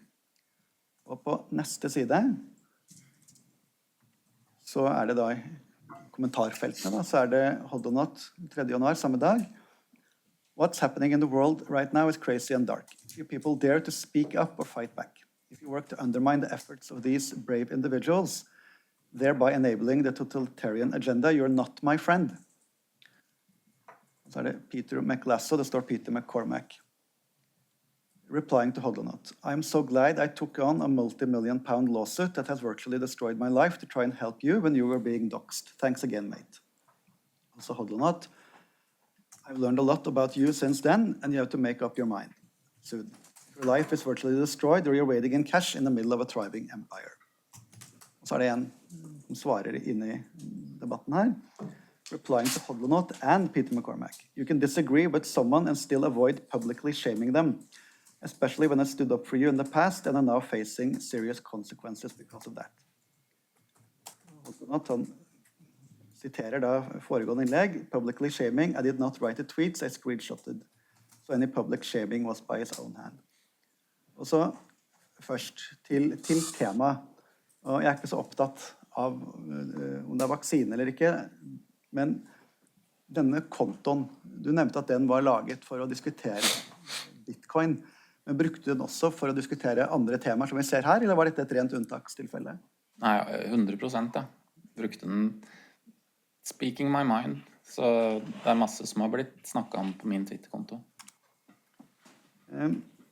Du har en uttalelse der på side 80. Den øverste hvor du sier few people dare to speak up or fight back. If you work to undermine the efforts of these brave individuals, thereby enabling the totalitarian agenda, you're not my friend. Har du hatt et aktivt forhold til det å unfollow? Altså det å ikke la folk være følgere av deg? Det ikke det samme som unfollow. Nei, men jeg spør deg om det. Ja, da skjønner jeg ikke spørsmålet mitt. Jeg forstår ikke Hvordan å slette følgere? Jeg ikke på Twitter, så jeg kan ikke blokkere. Du kan blokkere. Men jeg kan ikke velge at en annen person skal unfollow meg. Aktivt forhold til å blokkere. Det var vel også nevnt, jeg tror det sånn ganske riktig, at det skal ganske mye til for at jeg blokkerer noen. Jeg bryr meg ikke om hvis noen kaller meg stygge navn, eller som du så en av tweeten der, så ble jeg kalt for en anti-vax nutcase eller noe sånt. Det var jo ikke så veldig hardt I verks eller blokkerte den personen som kalte meg det. Jeg vet ikke. Hvis noen ubehagelig over tid, så blokkerer jeg det vel. Og så blokkerer jeg folk som støtter BSV, på grunn av at BSV har gjort så store inngrep I livet mitt nå I 3 år. Så det har jeg et personlig forhold til.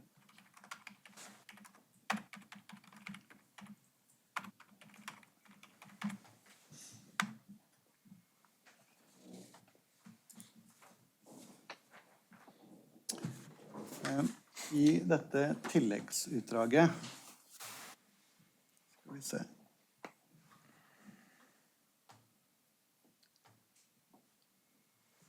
Så var vi inne på et prosessskriv. Vi har stilt noen spørsmål til deg i saksforberedelsen, som vi ikke fikk svar på. Jeg tenkte jeg kunne ta noen av de nå. Du nevnte at du hadde en opprinnelig Twitter-konto, hvis jeg forstod det riktig, og så laget du denne kontoen Hodlonaut. Har du hatt flere kontoer på Twitter? Jeg lagde meg en konto etter at jeg deaktiverte Hodlonaut. Den kontoen heter Taco Plebcat. Det den eneste andre kontoen jeg har hatt. Den kontoen aktiv nå? Ja, den fortsatt aktiv.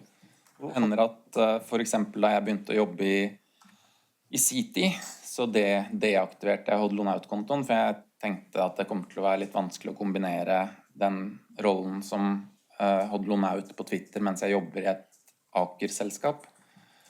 Så jeg snakket jo også med Aker om det, og ble enig om at jeg deaktiverte. Så da hadde jeg da denne andre Twitter-kontoen bare for å fortsatt kunne se tweets på Twitter. Da.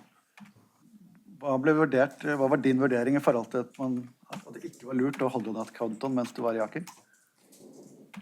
Altså jeg tenkte at jeg har jo, som du la frem uten å for øvrig la meg kommentere noen av tweetene, da, så hadde jeg jo meninger som gikk mot hva skal man kalle det, mainstream, eller jeg hadde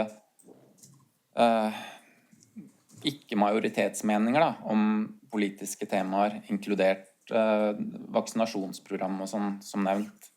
Så jeg tenkte jo kanskje at det unødvendig å skape noe støy da, for Aker ved å ha den kontoen, men jeg ombestemte meg og reaktiverte jo faktisk kontoen mens jeg fortsatt var i Aker, så vidt jeg husker.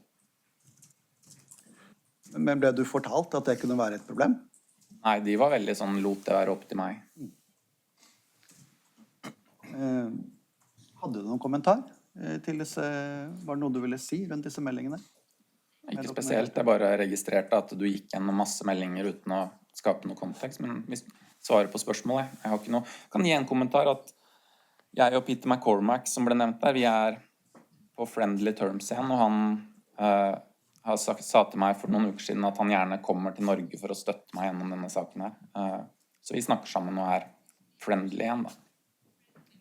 Det var et stort oppslag i DN nå i helgen, hvor du stilte opp intervju og så videre. Og da la jeg merke til at du nevnte, jeg tror det var, at du hadde fått samlet inn 23 millioner kroner til å støtte til legal fees. Stemmer det? Jeg ikke helt sikker på beløpet. Det stemmer at jeg har fått samlet inn. Jeg har jo ikke det. Det går til OpenSats, de som holder disse fundsene. Det en non-profit som støtter Bitcoin-prosjekter, mest innenfor utvikling. Men de ønsket da å være med på å holde midler for å gjøre en sånn crowdfunding av de kostnadene som ligger frem i tid for meg, da, hvis det blir et søksmål eller det jo et søksmål i UK. Det har ikke kommet inn 23 millioner, det vel kommet inn, hvor mye det nå? 15 millioner eller noe sånt, tror jeg, så det jo fantastisk. Det var litt av det jeg nevnte med den støtten jeg har fått, da. Det 2600 mennesker som har donert, og blant annet flere store selskaper i Bitcoin.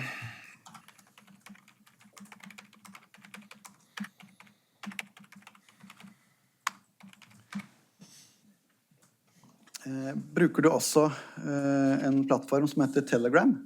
Ja. Har du noen brukerkonto der? Ja. Hva bruker navnet ditt?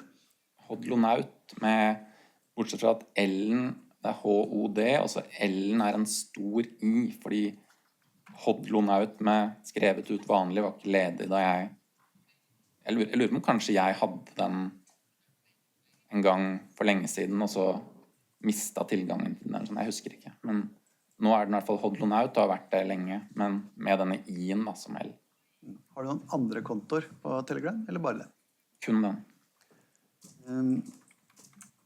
Denne gruppen som jeg dokumenterte fra i går, som het Bitcoin Pleb, du medlem der? Jeg litt usikker på meg. Jeg tror ikke jeg er medlem nå. Jeg kan ha vært. Det 2 sånne pleb-grupper som ganske store. Bitcoin Plebs, og så det en som heter Taco Carnivore Bitcoin Plebs. Jeg i hvert fall medlem av Taco Carnivore Bitcoin Plebs nå, men jeg svært lite aktiv på den gruppen. Men den jeg spurte om, Bitcoin Pleb, du var ikke sikker på om du var medlem der eller ikke? Nei, usikker. Akkurat. Hvis du har... Ja, husker du ikke? Jeg dokumenterte fra noen sider i dette forumet, skal vi se, hvis vi går til 121 i det samme utdraget. Han kunne ta mikrofonen litt nærmere, og så sa du hvilken side? Side 121 i tilleggsutdraget. Ja.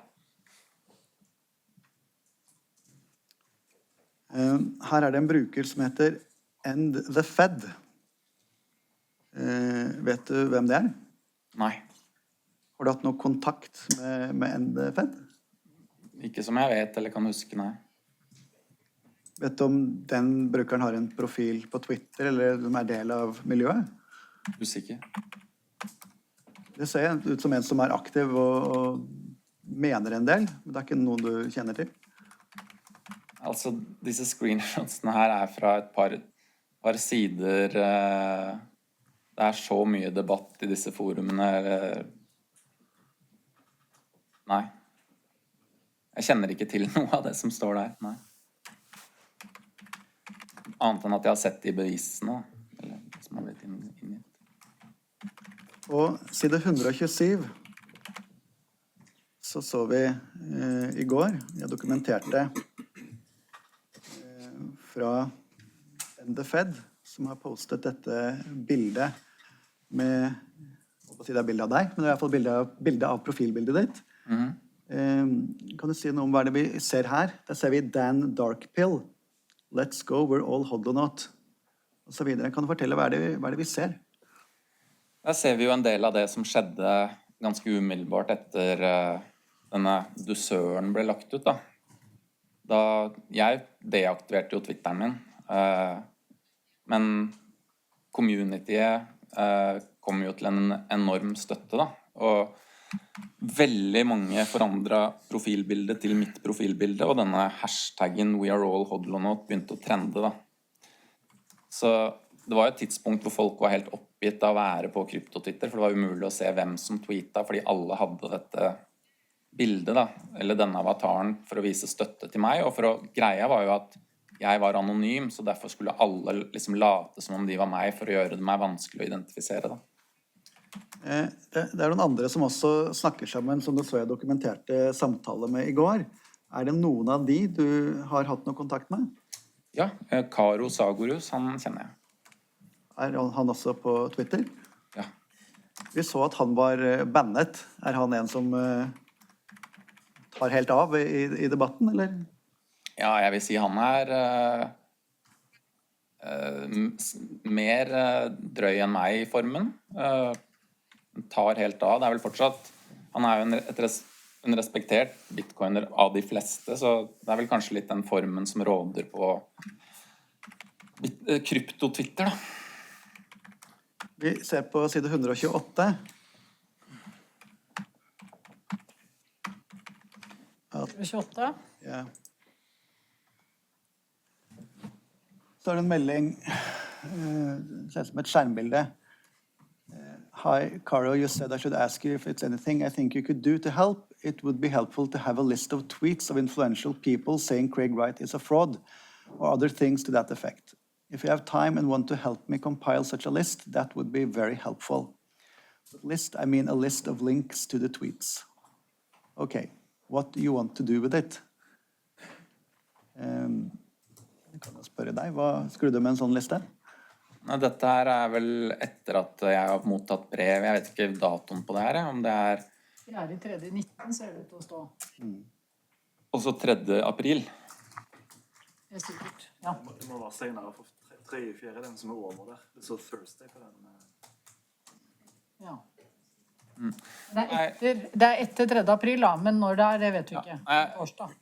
Jeg vil jo kanskje anta, eller helt sikkert så jo dette fordi jeg ønsker å forberede meg på å kunne liksom vise at, for det ble jo sagt i denne DM-en til meg da, at jeg sto bak en kampanje om å si at Craig var en fraud, og at jeg hadde startet noe som, det hørtes ut som jeg hadde startet å si at Craig var en fraud. Så jeg ønsket jo bare å starte å få dokumentert hvem andre som har sagt dette her før meg da. Et annet brukernavn vi har spurt om Kotoshi Miao Moto. Det et brukernavn du har kjent med? Kanskje jeg har hørt det, men jeg har ikke noe særlig kjennskap til det. Det er ikke noen du har hatt noe spesielt interaksjon med, eller? Nei. Homeless on Moon. Det helt fremmed for meg. Vi ser at The Fed, han blir spurt what's your Twitter handle lenger ned, og svarer Homeless on Moon. Kjenner ikke til det? Nei. Ja.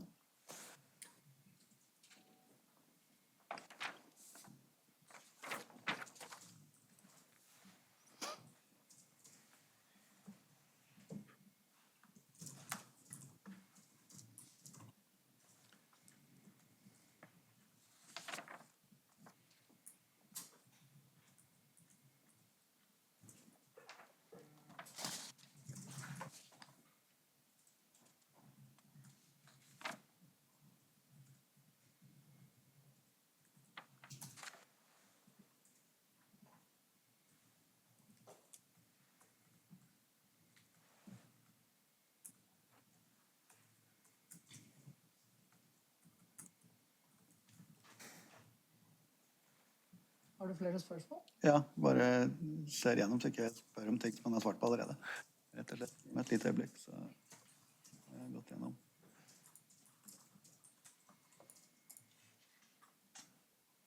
Har du noen andre kontoer eller plattformer på internett hvor du diskuterer Bitcoin?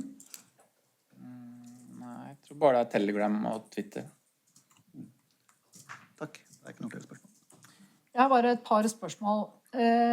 Du sa på spørsmål fra advokat Haukås om hvordan dette har vært for deg i ettertid. Så sa du at det har vært krevende, vanskelig å være opp mot BSV-systemet som det mye penger i. Og så har i hvert fall jeg notert at du skrev at du har blitt omtalt injurierende. Og så eksemplifiserte du det med å si at du har blitt kalt kryptotroll, alkoholisert og barnløs. Og det er jo ærekrenkelser vi snakker om her. Altså, denne saken handler om ærekrenkelser. Jeg oppfatter, bare sånn at jeg får tak i hva du mener, hvorfor det å bli kalt kryptotroll verre enn å bli kalt en fraud? Eller det ikke det? Det det samme? Jeg synes ikke det verre. Nei. Men du synes at kryptotroll injurierende? Jeg tror, i hvert fall tror det ment å være det. Personlig så tar jeg meg ikke nær av det. Det utløser ikke sånn sterke følelser hos meg. Det som jeg synes har vært verst, jo det å ha blitt gjort til en public person, da, og, som jeg ikke ønsket, og at de omtaler personkarakteristikker som involverer liksom at jeg ikke har barn, og jeg tenker det kan være kjipt hvis datteren min leser det, for eksempel. Da. Og så, etter at advokat Manshaus leste opp en del av disse Twitter-meldingene dine, som jeg oppfatter, eller hvis jeg forstår deg riktig, så har du totalt 37 000 tweets, så det en samling. Ønsker du å kommentere noe av det som ble lest opp?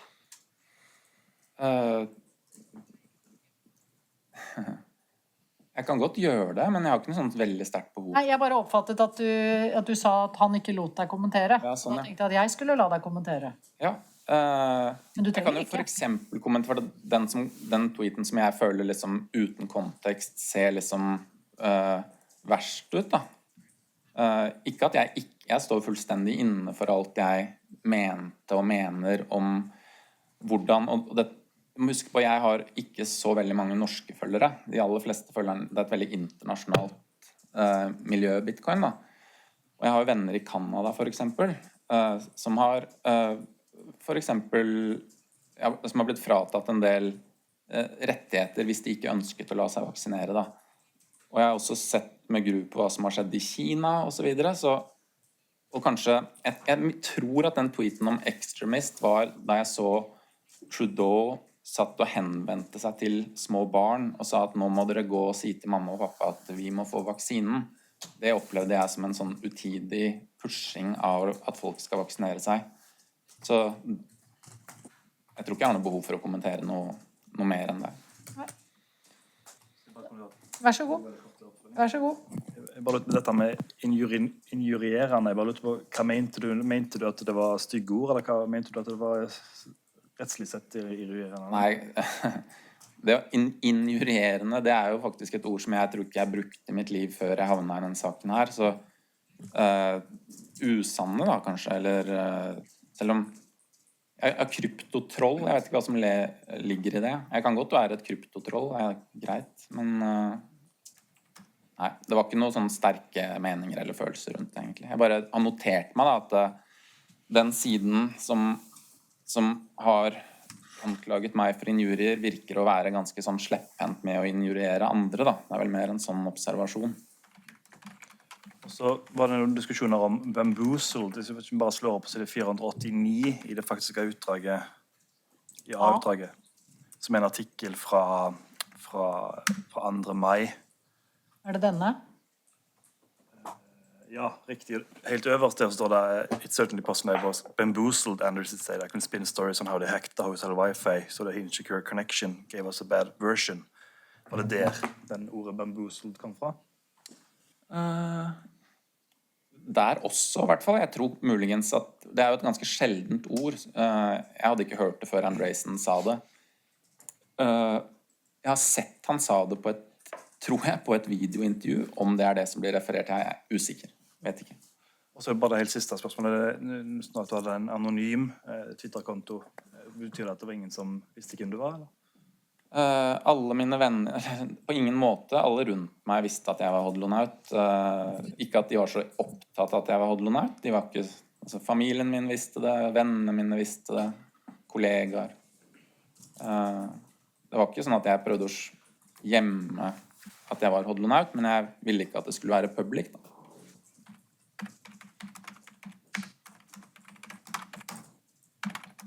Ja, takk. Administrator? Vær så god. Siden vi er på den siden, så bare kan dokumentere videre fra det advokat Haukås leste, det avsnittet. Ja. It's certainly possible I was bamboozled, Andresen says. I could spin stories of how they hacked the hotel Wi-Fi so that the insecure connection gave us a bad version of the software. But that just seems incredibly unlikely. It seems the simpler explanation is that this person is Satoshi. Hvis jeg kan få følge opp det med et spørsmål.